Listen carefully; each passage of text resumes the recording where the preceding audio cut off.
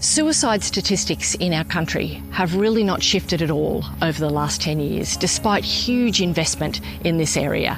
And I think that so often responses end up being short-term. That is, we want to help someone who's developed suicidal ideation to get over that and to come out the other side. And that's critical, and it's really a really important emphasis. But we believe that someone needs to be really focusing on long-term shifting of these statistics. The Outback Futures model is about a 3 to 5 year process with the community, where we spend time building relationship, building trust, immersing ourselves in the lives and the families within a community, and helping them then to identify what do they want to see differently in their community in 5, 10, 15, 20 years' time. It's about working from very young age right through the spectrum, right through to adults, so that we're actually trying to support people and actually be not only dealing with the trauma of mental health, but dealing at the preventative end of things. So we're actually supporting kids in schools and supporting kids with learning support or even speech therapy or OT stuff, so that they actually get a really good grounding, so they've got confidence, they grow up as whole young people, and they're not sort of disconnected from society or disconnected from their families or their communities. Mental health in rural Queensland is very hard to recognise because it is so well camouflaged out there in the communities and out on the properties. Whether it's a health issue that the person might have, whether it could be family issues, it could be succession planning, it could be their kids at school having problems, and it all comes back to the family and affects that family. Outback Futures to a rural town like Blackall is a great asset to have. They're there for you to have a voice. There are a few tragedies that happened in the Barcaldine township, and opportunities arose with local government and Outback Futures, and together we looked at progressing a model that would be able to help members of the community. Head Yakka is a mental health and wellbeing initiative that's genuinely co-created and then led by the community itself. It's about giving people as much confidence and comfort to deal with issues of mental health as they have with physical health.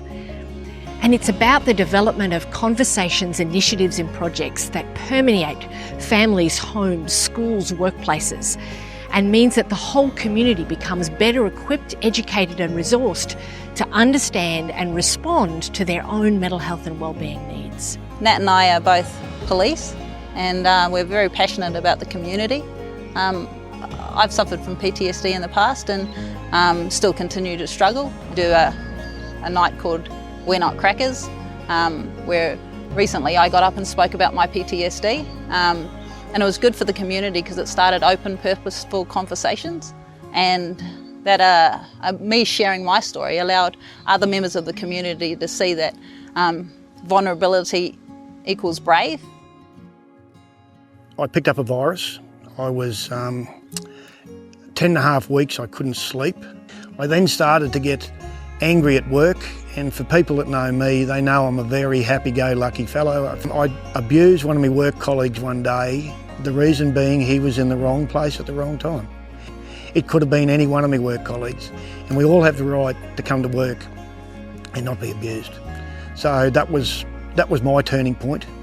I went home and thought about this, and then I rang Outback Futures. It was that simple, and I told them what was going on with me. They put me onto this counsellor, and let me tell you, the difference is absolutely huge.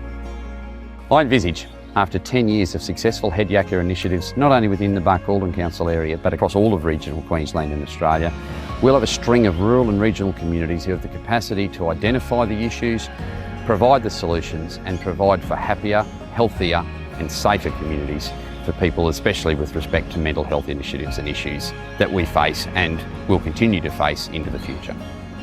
There's hope there. There's an opportunity that we can make a difference, and I guess I've always wanted to make a difference to my community and particularly to Outback Queensland, and we have seen the difference that Outback Futures made to families and to children's lives, and the impact's been huge.